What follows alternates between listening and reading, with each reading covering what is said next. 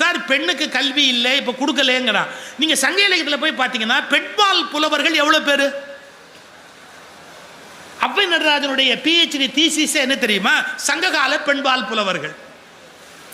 Doctor Avvai நடராஜனுடைய PhD thesis சங்ககால பெண்பால் புலவர்கள் லிஸ்ட் பண்றார். எவ்வளவு பெண்பால் புலவர்கள், யார் யார் என்னென்ன பாடி இருக்கிறாங்கன்னு. ஏன் சார், கவிதை எழுதுவதற்குரிய அளவுக்கு ஒரு பெண் வளர்ந்திருக்கிறான்னா அவ எவ்வளவு மொழி அறிவும் ஆளுமையும் உடைய ஒருத்தியா இருந்திருக்க முடியும்? நீங்க இன்னைக்கு எடுத்தா கூட 4-5 கவிஞர்களுக்கு மேலே பெண் கவிஞர் எடுக்க முடியாது. ஆனா சங்க காலத்தில் அவ்வளவு பெண் கவிஞர்கள் உலகத்தில் இருந்திருக்கிறாங்க.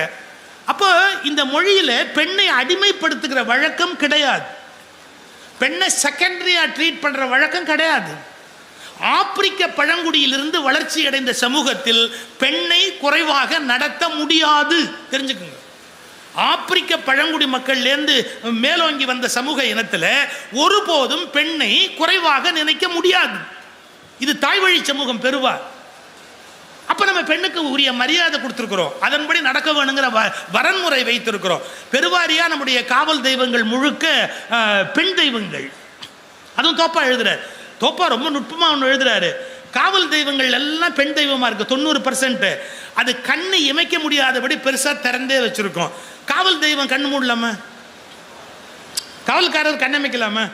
அதனால்தான் நம்முடைய எல்லா பெண் தெய்வங்களும் காவல் தெய்வங்களும் கண் இமைக்காது. 2 திரிசூலத்தோடு இருக்கும்.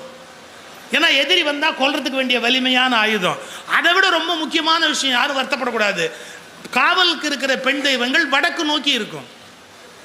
ஏன் வடக்கு நோக்கினா, ஆபத்து எப்போதுமே தமிழனுக்கு வடக்கேந்து தான் வரும் அப்படிங்கிறத இன்னைக்கு நேற்றுக்கு